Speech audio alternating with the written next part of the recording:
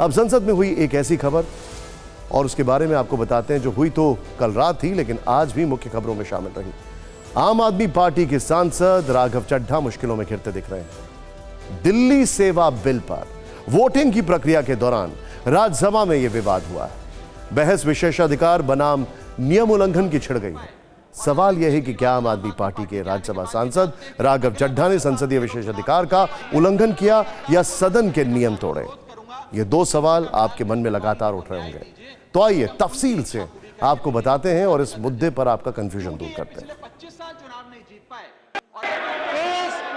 सोमवार रात करीब 9:30 बजे राज्यसभा में दिल्ली सेवा बिल पर वोटिंग की प्रक्रिया जारी थी। इसी बीच आम आदमी पार्टी सांसद राघव चड्ढा ने एक प्रस्ताव मूव किया जिस पर हंगामा शुरू हो गया। गृह मंत्री अमित शाह खड़े हुए और उन्होंने राघव चड्ढा पर गंभीर आरोप लगाए। अब ये मामला सिर्फ दिल्ली सरकार में फर्जी पड़ने का नहीं है, ये सदन के अंदर फर्जी पड़ने का मामला है। ऐसा कैसे चलता है? गृह मंत्री का इतना बोलना था कि तुरंत बीजेडी सांसद सस्मित पात्रा, AIADMK के थम्बी दुराई और बीजेपी के पी कोन्याक खड़े हुए और उन्होंने अमित शाह की बात का समर्थन करते हुए राघव चड्ढा पर निशाना साधा।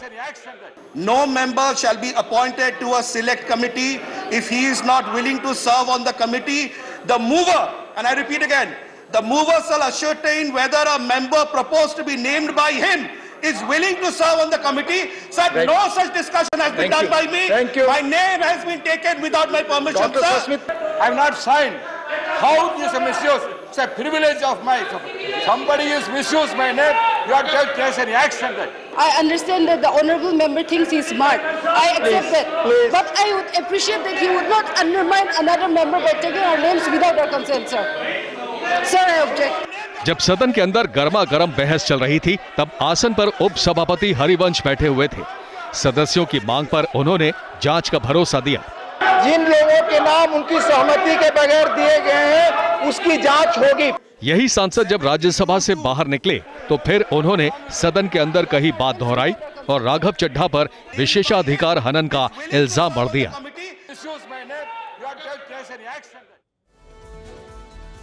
अभी तक जो आपने देखा उससे आप ये नहीं समझ पाए होंगे कि पूरा मामला है क्या। आखिर राज्यसभा में राघव चड्ढा ने ऐसा क्या कर दिया, वो 24 घंटे से सुर्खियों में बने हुए हैं। उनकी सदस्यता पर तलवार लटकने तक की बात कही जा रही है। तो अब साधारण शब्दों में समझिए कि कल सदन में क्या हुआ था। दिल्ली में पूर्ण राज्य का दर्जा स्थापित करने के लिए किया। सोमवार को वोटिंग के दौरान आम आदमी पार्टी के सांसद राघव चड्ढा ने दिल्ली सेवा बिल को सेलेक्ट कमेटी में भेजने का प्रस्ताव दिया, लेकिन आरोप है कि इस प्रपोजल में उन्होंने 5 सांसदों के नाम बिना उनकी सहमति के डाल दिए। बस यही विवाद की असली जड़ बन गई और बीजेपी ने इस मुद्दे को हाथों हाथ लपक लिया। जिन सांसदों की सहमति की बात कही जा रही है उनमें बीजेपी के सुधांशु त्रिवेदी, नरहरि अमीन, फांगनोन कोन्याक के नाम हैं। इनके अलावा बीजेडी सांसद सस्मित पात्रा और AIADMK के M थम्बी दुराई भी शामिल हैं। कोई आपकी जानकारी के बगैर आपका नाम कहीं कोट कर दे, कौन कह रहा है कि साहब ये नियम के अनुसार सही नहीं है? भाई कल के दिन कोई कहेगा साहब नियम में कहां लिखा है कि आपकी कंसेंट देनी चाहिए? मेरे विचार से सर्वथा अनुचित है। अब इन सांसदों ने राघव चड्ढा के खिलाफ विशेषाधिकार की शिकायत की है। इन्होंने राज्यसभा के नियम 72(2) के तहत चेयरमैन को अपना नोटिस दिया। मतलब अगर राघव चड्ढा जांच में दोषी पाए गए तो उनके खिलाफ विशेषाधिकार हनन का मामला चलेगा। इस वजह से वो कुछ दिन के लिए निलंबित भी हो सकते हैं। यहाँ तक कि अगर प्रिविलेज कमेटी ने जांच में दोषी पाया तो सांसद की मेंबरशिप भी जा सकती है। हालांकि राघव चड्ढा ने ये साफ कर दिया है कि उनको नोटिस मिलेगा तो वो उसका जवाब देंगे। बेशक राघव चड्ढा नोटिस का जवाब देने के लिए तैयार हैं, लेकिन उनकी सदस्यता जाने का डर खुद आम आदमी पार्टी के नेता जता रहे हैं। उनकी पार्टी इस मामले की तुलना राहुल गांधी से कर रही है। क्या पक्ष क्या विपक्ष खूब वार पलटवार हो रहे हैं। इस पूरे मुद्दे पर हमने एक रील तैयार की है जो आपको जरूर देखनी चाहिए। क्योंकि ये पिछले 25 साल चुनाव नहीं जीत पाए और अरविंद केजरीवाल और आम आदमी पार्टी के आने के बाद ये जानते हैं कि अगले 25 साल भी ये लोग चुनाव नहीं जीत पाएंगे। स्पीच से ये घबरा गए, डरते हैं।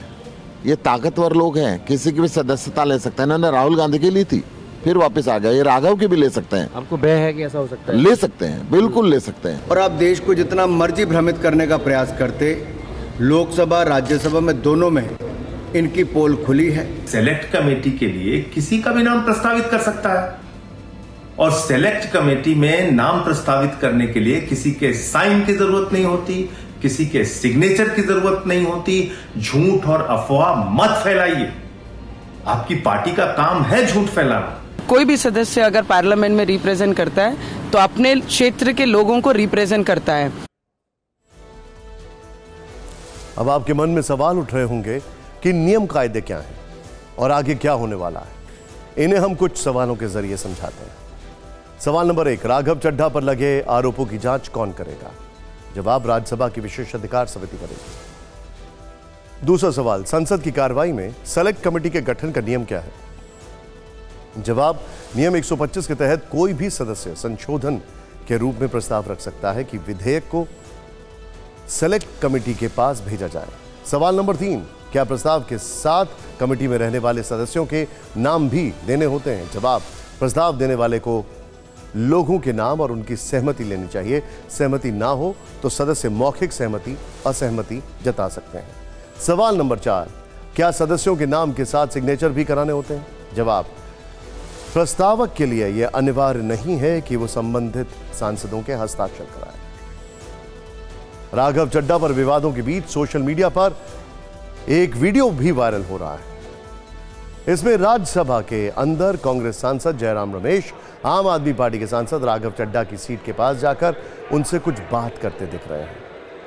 हाव भाव से ऐसा लग रहा है कि जैसे जयराम रमेश उनको कुछ समझा रहे हैं। जिस वक्त ये बातचीत चल रही थी तब वहां शिवसेना उद्धव गुट के सांसद संजय राउत भी बैठे हुए थे।